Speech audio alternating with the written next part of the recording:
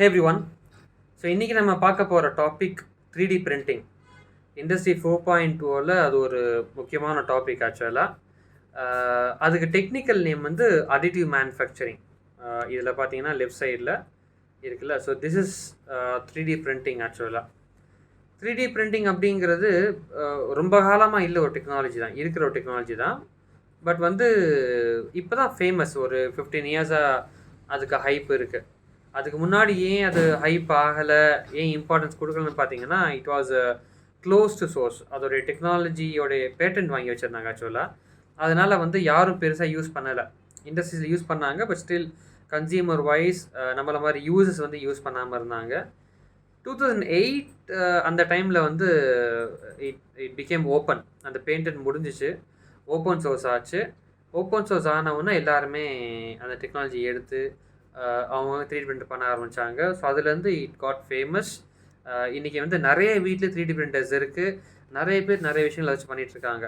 Okay, நீங்கள் ஸ்க்ரீனில் பார்க்குறது ஆக்சுவலாக 3D பிரிண்டர். அது it's not a full image, ஒரு ஒரு உள்ள இமேஜ் மட்டும் போட்டிருக்கிறதுல ஒரு மிஷின் மாதிரி இருக்கும். ஆக்சுவலாக மிஷின் மாதிரி இருக்கும். அதில் வந்து பிளாஸ்டிக்கை வந்து உருகி பிரிண்ட் பண்ணும். ஸோ 3D பிரிண்டிங் அப்படின்னா 2D பிரிண்டிங்கோட அடுத்த லெவல். ஸோ 2D பிரிண்டிங்னா நம்ம பேப்பரில் பிரிண்ட் பண்ணுறோம் பார்த்தீங்களா, டெக்ஸ்ட்டு பிரிண்ட் பண்ணுறோம். ஒரு இமேஜை கூட பிரிண்ட் பண்ணலாம், இல்லை ஒரு 3D டிசைனை பேப்பரில் பிரிண்ட் பண்ணால் 2Dயாக இருக்கும். ஸோ அதே இமேஜை நம்ம 3Dயில் பிரிண்ட் பண்ணுறதுனா ஆக்சுவல் அதுக்கு உருவம் கொடுக்குறது, அதுதான் ஆக்சுவல் 3D பிரிண்டிங். நம்ம நினைக்கிற விஷயங்களுக்கு உருவம் கொடுக்குறது தான் ஆக்சுவலாக 3D பிரிண்டிங். ஓகே, நீங்களே வந்து உங்களுக்கான ஒரு ஷூ ரெடி நினைக்கிறீங்க, அந்த ஷூவை டிசைன் பண்ணிட்டீங்கன்னு சொன்னால் you can give a shape to it. And how we do it அப்படின்னு பார்த்தீங்கன்னா சிம்பிள். நம்ம இடியப்பம் சொல்கிறோம் பார்த்தீங்களா, அந்த ப்ராசஸ், மாவை உள்ளே வச்சு பசைஞ்சு பார்த்துருப்பீங்க. அந்த மாதிரி ஒரு ப்ராசஸ் தான். இங்கே பிளாஸ்டிக்கை வந்து எக்ஸ்ட்ரூடன்னு சொல்லுவாங்க. பிளாஸ்டிக்கை உருக்கி பிரிண்ட் பண்ணிட்டே வருவாங்க. ஸோ பிளாஸ்டிக் உருக்கி கொஞ்சம் கொஞ்சமாக பிரிண்ட் ஆகிட்டே வரும். அதுதான் ஆக்சுவல் வந்து 3D பிரிண்டிங் ப்ராசஸ்.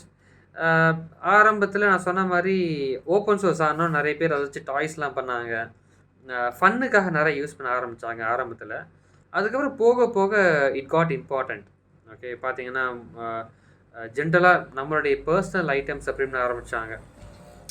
நமக்கு ஏற்ற மாதிரி ஷூஸ், நமக்கு பிடிச்ச டிசைனில் ஷூஸு, காஸ்மெட்டிக்ஸ், நம்மளுக்கு பிடிச்ச டிசைனில் ஜுவல்ஸ், இந்த மாதிரிலாம் வந்து பிளாஸ்டிக்கில் முதல்ல பிரிண்ட் பண்ண ஆரம்பித்தாங்க. அதுக்கப்புறம் என்னாச்சுன்னு சொன்னால் அந்த பிளாஸ்டிக் மெட்டீரியலே வந்து ஸ்ட்ராங்கான மெட்டீரியல்ஸ் எடுக்காங்க, கார்பன் ஃபைபர்ஸ்ன்னு சொல்லுவாங்க. ஸோ கார்பன் பிளாஸ்டிக் யூஸ் பண்ணி தே பில்ட் ஸ்ட்ராங் ஐட்டம்ஸ். அதுக்கப்புறம் தான் தே சேட் ஓகே, நம்ம ஏன் வந்து ஃபன்னுக்காக மட்டும் யூஸ் பண்ணணும், கமர்ஷியலாக மட்டும் யூஸ் பண்ணணும், நம்ம ஏன் வந்து இண்டஸ்ட்ரீஸ் யூஸ் பண்ணக்கூடாது அப்படின்னு சொல்லிட்டு ஜெட் என்ஜின்ஸ்லாம் பிரிண்ட் ஆரம்பிச்சாங்க. இந்த மாதிரி இதெல்லாம் ஆக்சுவல் வந்து ஒரு மினிச்சர் மாடல். பட் ஆக்சுவலாகவே ஏரோப்ளைன் பார்ட்ஸில் நிறைய பார்ட்ஸ் இன்னைக்கு 3D பிரிண்டர் பார்ட்ஸ் இருக்குது. ஜெட்ஸில், ஈவன் ராக்கெட்ஸில் இருக்குது. அந்த மாதிரி கொஞ்சமாக பிரிண்ட் பண்ண ஆரம்பிச்சு நிறைய இம்பார்ட்டன்ஸ் கொடுக்க ஆரம்பிச்சாச்சு. ஸோ இது ஒன் ஆஃப் த யூஸ். மெயினாக பார்த்தீங்கன்னு சொன்னால் பயோனிக்ஸில் அதிகமான யூஸ் அதுக்கு. ஓகே, பயோனிக்ஸ்ன்னு சொன்னால் ஆரம்ப காலத்தில் இப்போ கை உடஞ்சிச்சு, கால் உடஞ்சின்னு சொன்னால் உங்களுக்கு என்ன எப்படி இருக்கும், மெயினாக வந்து உங்களுக்கு அந்த ஃபிட் பண்ணுவாங்க பிளாஸ்டிக்கில் வந்து அந்த பயோனிக் லிம்ஸ்லாம் ஃபிட் பண்ணுவாங்க. But it won't be accurate. அது உங்கள் கைக்கு ஏற்ற ஷேப்லையோ கால் ஏற்ற ஷேப்புக்கு அக்யூரேட்டாக இருக்காது. பட் நீங்கள் 3D பிரிண்டர் வந்ததுக்கப்புறம் they can scan your body. உங்கள் பாடியை ஸ்கேன் பண்ணி அந்த உங்கள் பாடிக்கு ஏற்ற மாதிரி they will be able to print your hands or even legs. நீங்கள் இந்த இதில் பார்க்குற மாதிரியே they can print according to your shape and size. So நிறைய இடத்துல இன்றைக்கி வந்து பயோனிக்ஸில் 3D பிரிண்டிங் யூஸ் பண்ணுறாங்க. அதே மாதிரி இது பார்த்திங்கன்னா 3D பிரிண்டர் ஹோப். சைனாவில் ஒரே நாளில் தே பிரிண்டட் 3 வில்லாஸ்.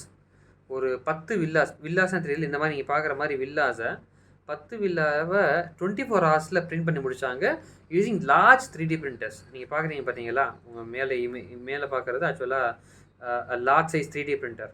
அந்த மாதிரி யூஸ் பண்ணி 10 வில்லா பிரிண்ட் பண்ணி முடித்தாங்க. So it makes things easy. இப்போ இந்த இடத்துல என்ன யூஸ் பண்ணுவாங்க, பிளாஸ்டிக் யூஸ் பண்ணிக்க மாட்டாங்க. தேவோட யூஸ்ட் கிளே யூஸ் பண்ணி பிரிண்ட் பண்ண they would inserted windows, pipes, electrical cables print பண்ணி இன்சர்ட் பண்ணியிருப்பாங்க. 10 வில்லாவை ஒரே நாளில் தேவர் ஏபிள் டு கம்ப்ளீட்டட்.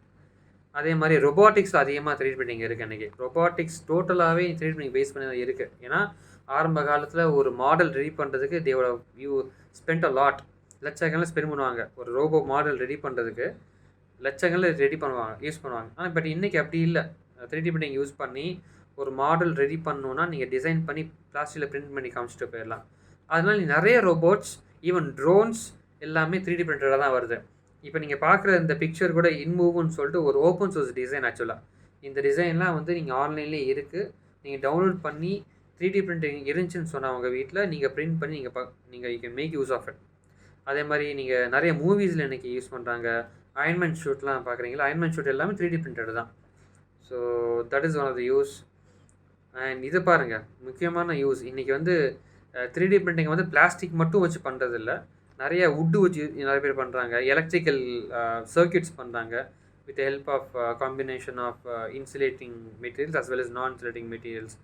அது மாரி மெடிக்கல் சயின்ஸ்ல 3D பிரிண்டிங் யூஸ் பண்ணி the use cells, human cells இருக்கு பார்த்தீங்களா? ஸ்டெம் செல்ஸ்ன்னு சொல்லுவாங்க, கேள்விப்பட்டிருப்பீங்க. அதை யூஸ் பண்ணி they're printing your organs. Okay, இது ஆக்சுவலாக இதெல்லாம் டெபிக்டட் பிக்சர்ஸ், பட் ஆக்சுவலாகவே நடக்குது. ஆக்சுவலாகவே they're printing your lungs, kidneys, இதெல்லாம் வந்து 3D பிரிண்ட் பண்ணுறாங்க with help of your own cells. உங்கள் செல்ஸை வச்சே பிரிண்ட் பண்ணுற அளவுக்கு டெக்னாலஜி வளர்ந்துருச்சு இன்னைக்கு. ஓகே, ஆரம்ப காலத்தில் இப்போ மூக்கு உடஞ்சிருச்சு, காது உடஞ்சிருச்சுன்னு சொன்னால் பிளாஸ்டிக்கில் வாங்கி மாட்டுவாங்க, கரெக்டாக.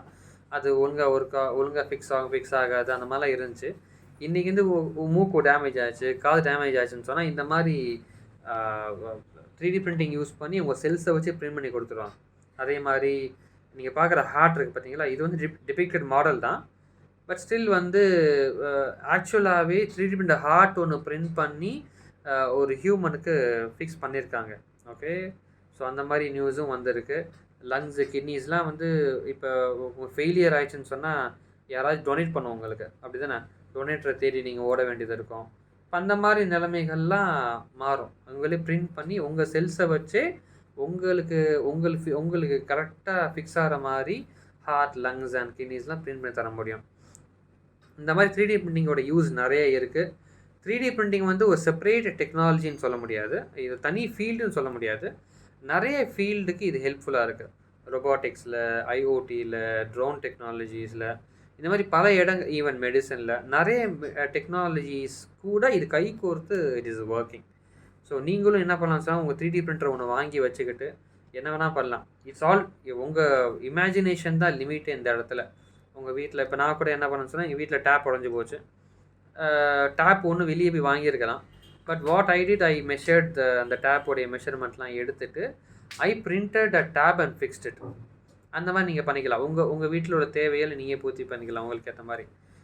ஆக்சுவலாக இது ஒரு செப்பரேட் ரெவல்யூஷனாக தான் கன்சிடர் பண்ணப்பட்டுச்சு. ஒரு 5 வருஷம் முன்னாடி பார்த்தீங்கன்னு சொன்னால் 2015லலாம் பார்த்தீங்கன்னா 3D பிரிண்டிங் செம்ம ஹைப்பு. தனி ரெவல்யூஷன் அப்படின்னு கொண்டு போனாங்க. ஒவ்வொரு வீட்லேயுமே 3D பிரிண்டர் இருக்குங்கிற அளவுக்கு இது ப்ரொஜெக்டட்.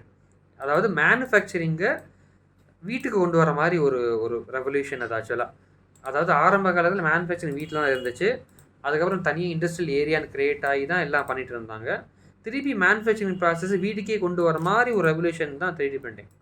ஸோ நீங்கள் 3D வாங்கி வச்சிட்டிங்கன்னு சொன்னால் உங்கள் தேவையான பொருள் நீங்களே பிரிண்ட் பண்ணி யூஸ் பண்ணிக்கலாம். So you can try. நிறைய 3D பிரிண்டர்ஸ் இருக்குது. என்னென்ன 3D பிரிண்டர்ஸ் இருக்குது, எது வாங்கலாம், எது நல்லா இருக்கும் அப்படிங்கிறத பற்றி நம்ம இன்னொரு வீடியோவில் பார்ப்போம். Bye bye, take care.